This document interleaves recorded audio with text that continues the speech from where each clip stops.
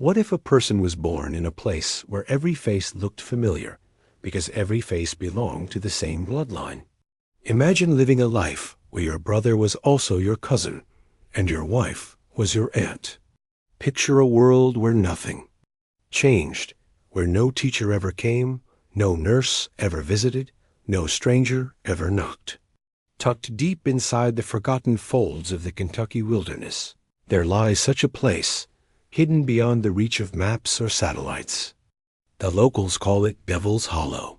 But to those few who dare whisper its name, it is not just a location, it is a memory carved from decay. Inside that lost land lives a family few have heard of, but those who know never forget. They are called the Mallisters. Their name drips with silence, and their existence is stained by shadows. This story is not about rumors or myths. This is about what reality becomes when left alone for too long. Devil's Hollow has no signs, no paths that lead to safety.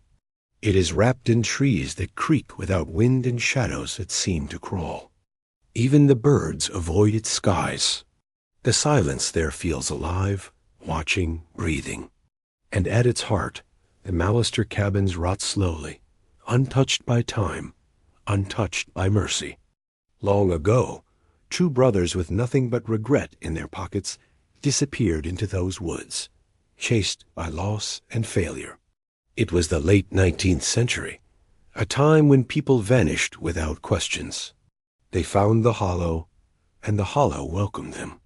They built lives from mud and desperation. As decades passed, their children knew no world beyond the hills. With no neighbors nearby and no roads built, the Mallister blood stayed trapped within itself. Cousins wed cousins. Their sons and daughters followed. Over time, their family tree stopped growing outwards. Instead, it folded into itself, twisting into shapes nature never intended. At first, it showed in little things. A boy who never spoke. A girl who walked on her toes. But generation by generation, the signs deepened. By the middle of the 20th century, the Mallisters no longer spoke full words. Their bones bent in strange ways. Their faces no longer looked like anyone else's. But for them, this was life. There was nothing else to compare it to. The children grunted. The men wondered. The women stared at clouds and screamed when touched. Their world was not silent. It was just beyond language. In the early years of the new century, a small group of church workers found their way to Devil's Hollow, guided by rumors and an uneasy curiosity. What they found shook them. One man, after returning, whispered that it felt like stepping into a dream that refused to end. The people there did not walk up to greet them. They circled, crawled, barked, and stared. No one spoke. Some smiled, without meaning. One woman clapped until her hands turned red, laughing and sobbing at the same time. Among them stood a man with no teeth, his body thin, and his clothes stitched from old curtains. His name was Eli. He did not talk. Instead, he clicked, a steady rhythm like a clock gone mad. He spun in circles, arms wide, eyes locked on nothing. His nights were spent on wooden boards with no blanket and no light. Near him wandered June, a woman with wide eyes and slow steps. She smiled often, especially when holding pebbles. To strangers, she offered rocks like treasures. When asked about her mother, she pointed upward and hummed. Her age was guessed to be middle, but her mind danced somewhere far behind. Sitting under the weight of time itself was Henry, his jaw bent, his legs motionless, his gaze lost in trees. Locals believe he was already old when radios were new. Every morning he sat in the same wooden chair, unmoving, silent, watching leaves fall. He has not left that chair in decades. Government names do not know the Mallisters. There are no papers, no files, no fingerprints on any system. They live in a space between law and memory, a land where no one is responsible and everyone forgets. Poverty keeps them hidden, But it is neglect that buried them. No one arrived with help. No one asked why. No one knocked. Over the years, their story became less about who they are and more about how they were forgotten. This tale is not only about shared blood. It is about what happens when a society looks away. The Mallisters did not collapse overnight. Their story is slow, like mold creeping through old wood.